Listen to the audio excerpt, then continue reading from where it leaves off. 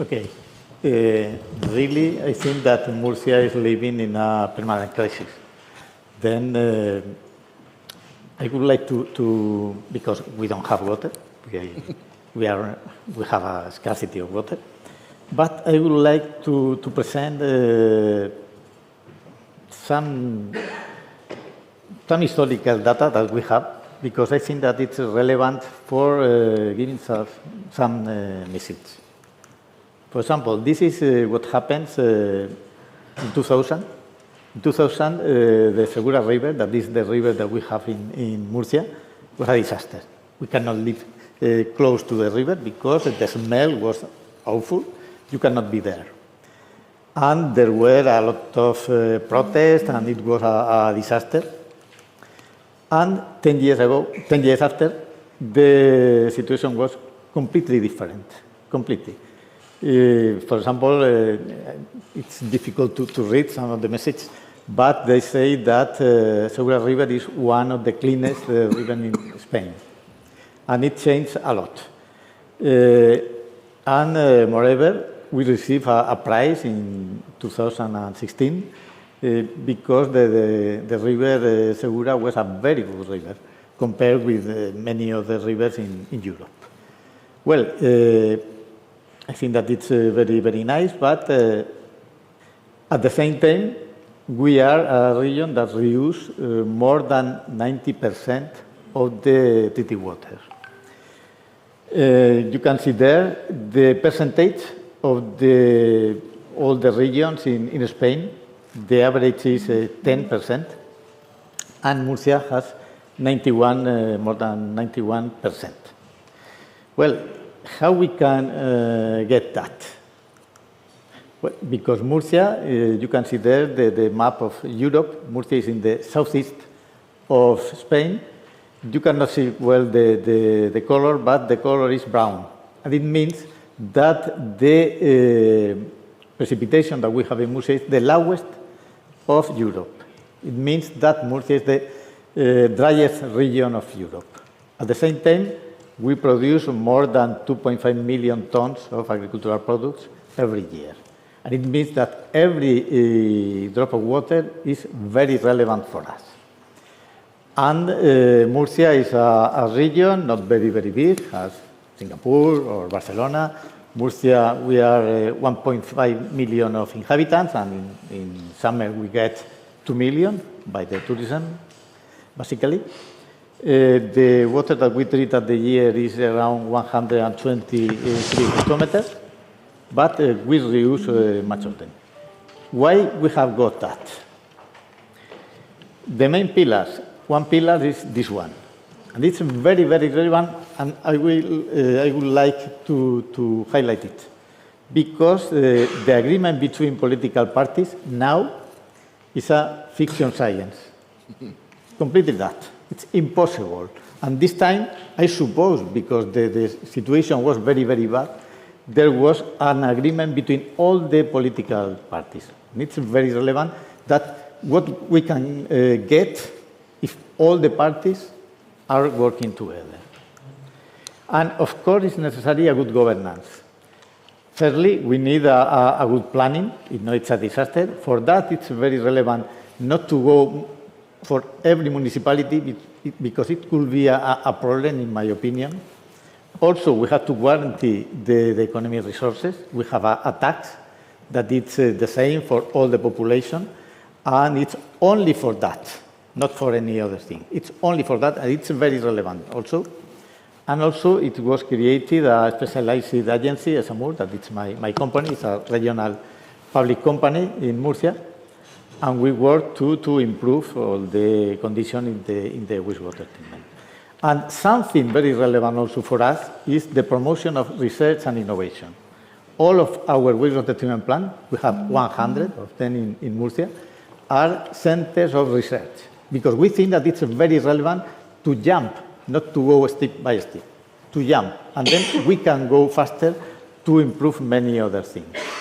For example, we were the first region in Spain that detects the SARS-CoV-2 in Spain when to advise to the health authorities, because we were worried about that.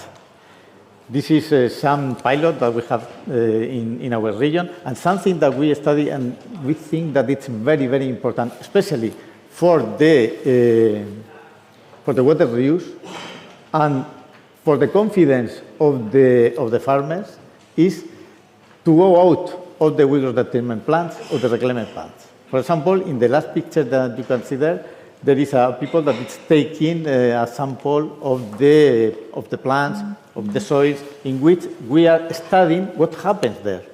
Because Juan Lema said before that it's a problem when the people is saying, no, there are many emerging contaminants, there are many microplastics, there are many. When people speak about microplastics for the water reuse, I think that they have never been in the field.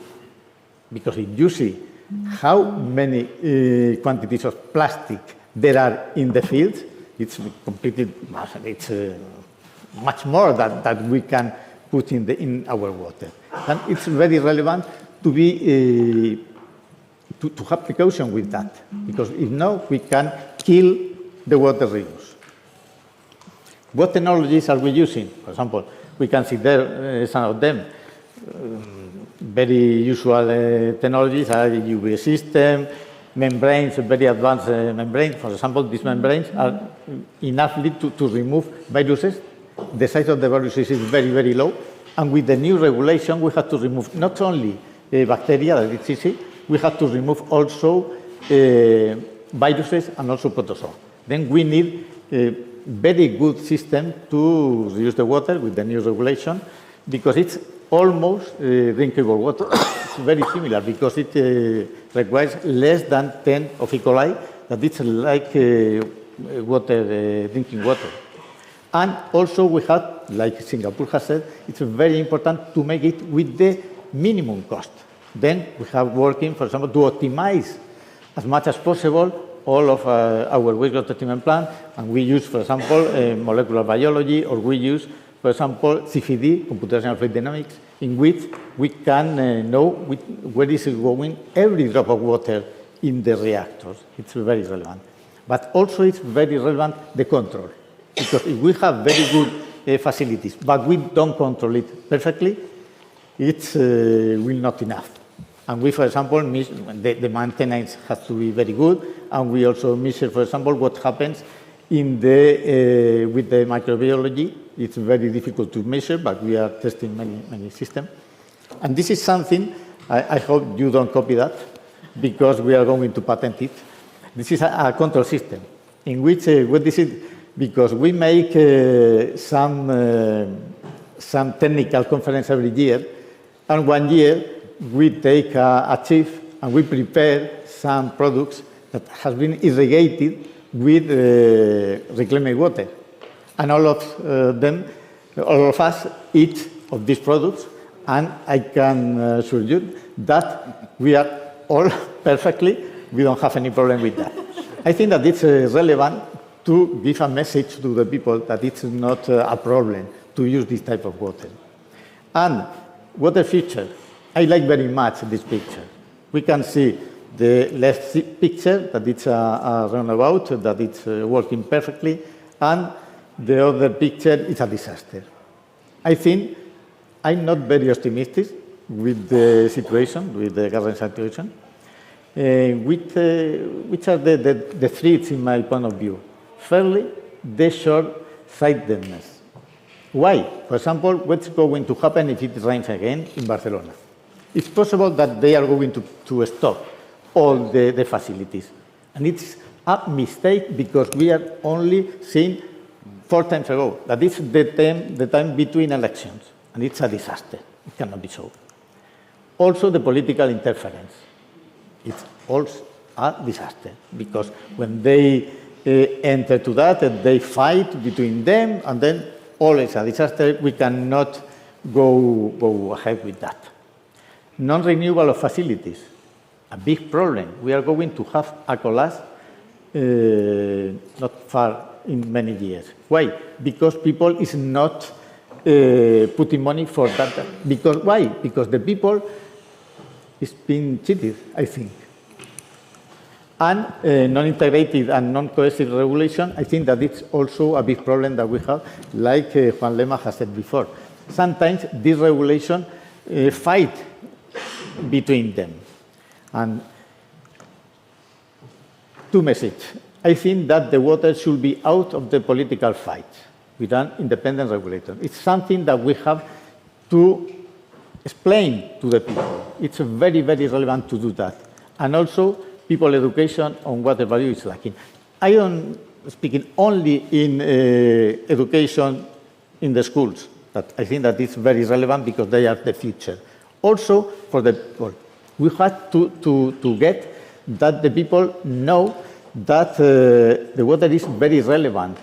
And if the politicians are discussing for many stupid things, it's worse for them, because if they don't have a good tariff, I'm sure that in many few years they will have problems. We have to explain that to them.